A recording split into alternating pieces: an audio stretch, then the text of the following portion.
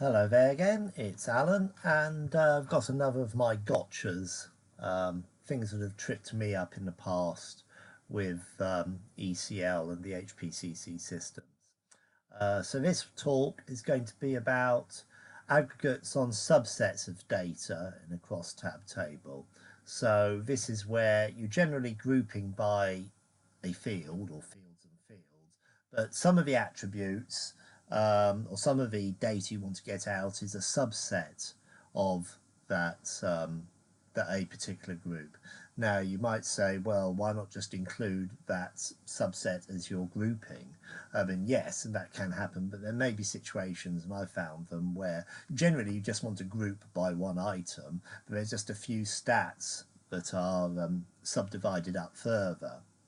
And this is why I hit a bit of an issue. So here I've got, I want to group by account, ACC, so I want two groups basically, A and B, and I want to do stats on the amount, something here on some value to do with this particular group. But I've actually also got an extra condition which I want to find some stats out about for a particular condition. And in this case I've got a boolean true or false on both A's and B's. Now running this, I want a count of all of them. I want a count of a number that have got a subset of true and a count of a subset of false. And so I naturally think, okay, I'll do count group D condition, I'll do a count group of not D condition there. And I also want the maximum value out of all of them. So out of that, the amount, I want to find the maximum amount. It should be 9 in this case. But I also want to find the maximum amount of the in the group of those which have got the subset true and those which have got subset false. So if I run this, submit this,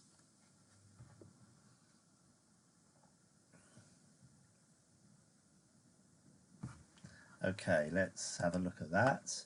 And the counts have worked fine. So the count of all of them is for all A's, all B's is 6, and the count of those that are true and count of those B's which are false are 2.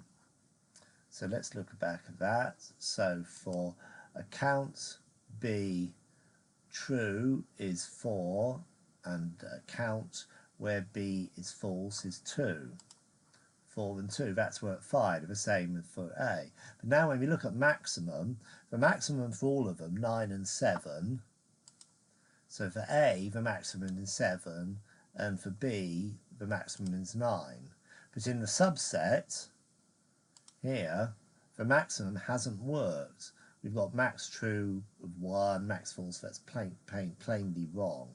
So I think to myself, oh, in fact, I've actually got a warning to tell me I'm doing something daft, which is incompatible types should cast boolean to an integer. So for max, its grouping of max is expecting an integer or real or something like that. It's not expecting a boolean, but it's got an ECL has got to cast it for you, with true being 1 and false being 0.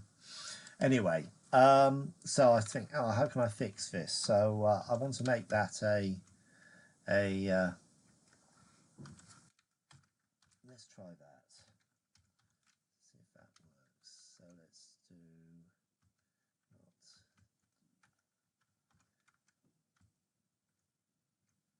So I want to make a subset of that. Now in this case, I'll get rid of the compiler warning. So this time there'll be no warnings. There we go. So if we look at this,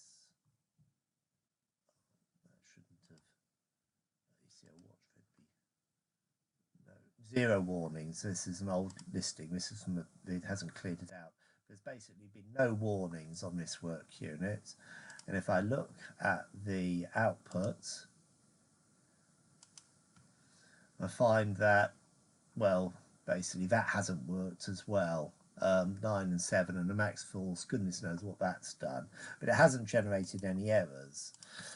So the problem is really that count can work on a boolean, so we're just counting rows, and it can take an extra parameter of of a boolean, true or false, which allows it to filter further. But here the max and the other things like average and sum and goodness knows what else, they're expecting a real or an amount, integer unsigned or something like that. And there's no obvious way of applying a condition to when the max isn't expecting a boolean at this point, the max is expecting an amount. So what you have to do, you have to explicitly put the condition in an if statement. So here, to get this to work, I'd have to do something like if now I can do d.condition, comma d.amount, 0. So this is now going to be right.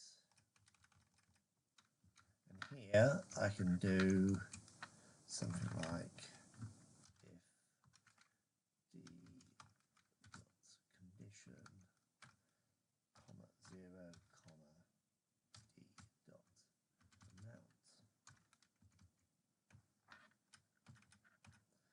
So now we said, right, we put our condition inside that, but we're actually returning from this if an amount. We're returning 0 if it's false in this case. So we don't want the max of 0, presumably this is a signed value. And the other way round for max false. Now if we run that,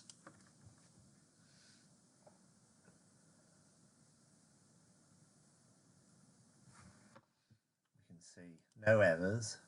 But also the max false is 9, the max true is 8, that's correct. And for A, the max true is 3 and 7. So let's look for A. The max true is 3, and for false, for A, the max true is 7. So that has worked. So in a more complex example, for example average, then you'd have to do the average yourself effectively. So I'll just put that in so we don't.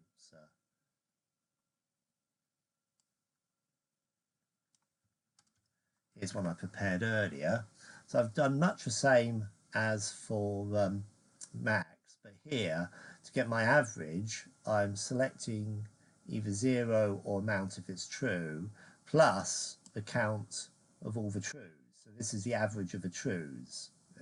And the same thing for all. So basically if D condition is true, then I want 0.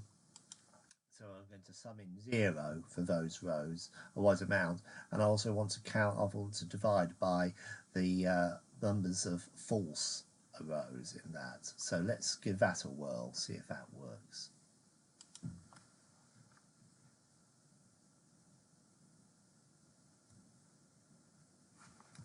Let's have a look at that.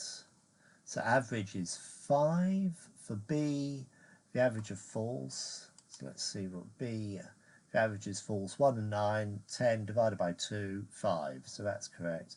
And you've got A false is 457, and the average is 5.333, whatever, work it out yourself. So there you have it. There's subtle differences between using count within the crosstab table and using the other group by operators in a crosstab table. Anyway, all the best and see you in the next video. Bye.